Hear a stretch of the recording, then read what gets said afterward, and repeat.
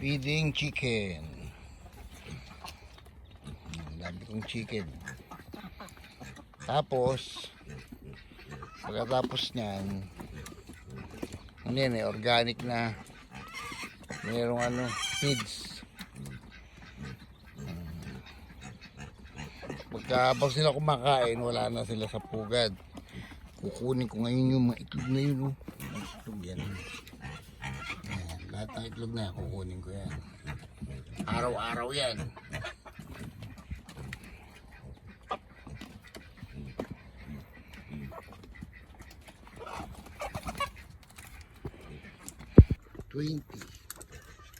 Twenty eggs ang nakuha ko. Ayan.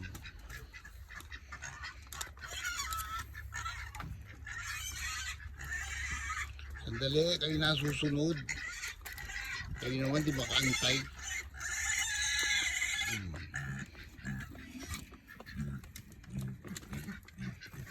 Saglit lang, saglit.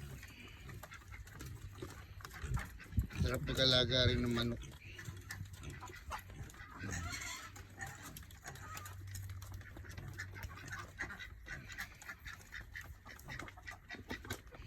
Na 2, 4, 6, 8, 10, 12, 14. Na 2, 4, 6, 8, 10, 12, 14, 16, 18, 20, 22, 23. Tapos 23 yung itlog. 20 pieces lahat yan. So araw-araw ganyan. Mayroong 3 manok na hindi nanganak. Nag-itlog.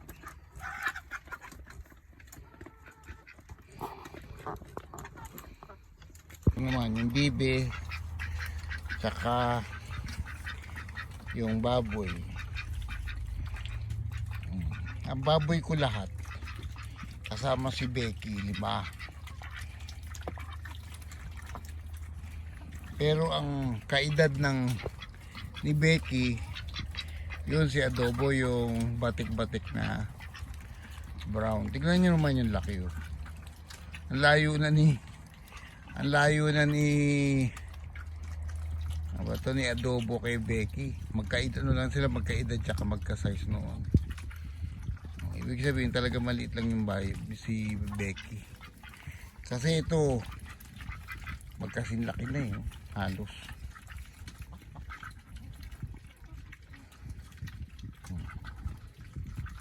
Sarap ng buhay nila no? Yan ang buhay ko rito. Actually, nakakapagod yan kasi feeds lang yan. Tapos yung hinahalo kong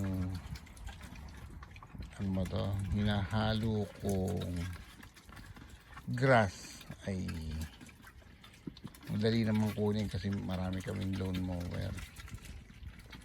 Napakasimple lang. Ang sarap tignan, di ba? Ang sarap buhay probinsya. Napipil mo ang kalikasan. Ganun lang. Yan, tulugan ng baboy. Ito, tulugan ng duck. Tulugan ng duck. Meron silang tulugan. Naka-cover din sila. Yung manok din sa kabila may cover din. Para silang mayroong chicken coop tawag yan. Yung bahay ng chicken coop.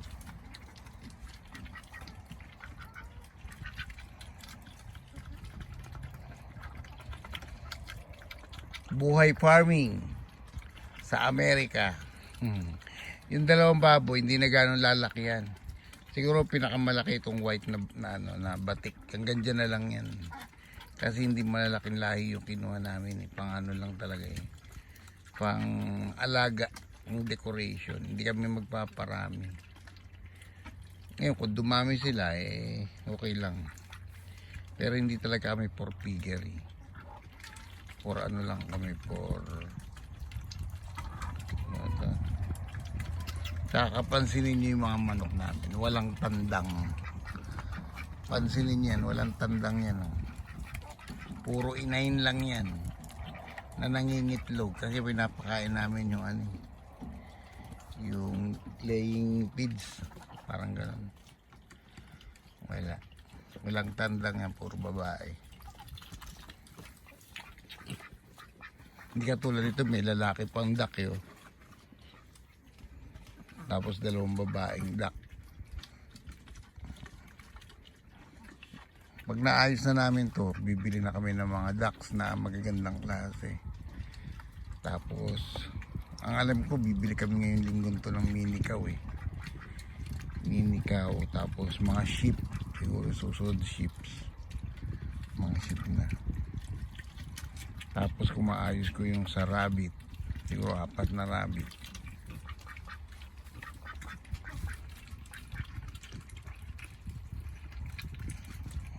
Grabe, ang bilis na ubos. Ang bilis na ubos. Hindi kasi kumakain sila ng ano eh, ng purong damo. Hindi katulad yung dalawa ro kumakain ng damo eh. Iba-iba rin ang lahi talaga ng baboy eh. Ito sasama mo pa, miski yung mga manok sasama mo pa na ano, na ayaw nilang kumain ng purong damo, ayaw din nilang kumain ng purong feeds. Siguro purong feeds pwede, pero yung purong damo hindi. Kalahating feeds, kalahating damo. Yan. Sarap buhay.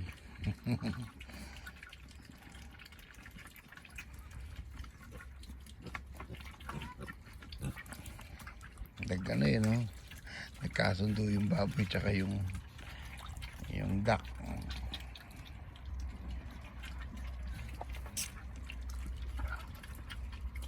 Magpaparami siguro ako, gusto ko magparami duck eh. Kasi tahimik. Hindi maingay yung manok, maingay sa umaga eh. Kahit walang tandang yan, maingay, putak ng putak. Parang mga marites sa umaga. Marites sa umaga yun.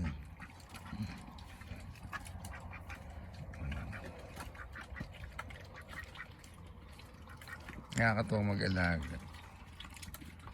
Kaya minsan tumatambay lang ako rito, nakaupo.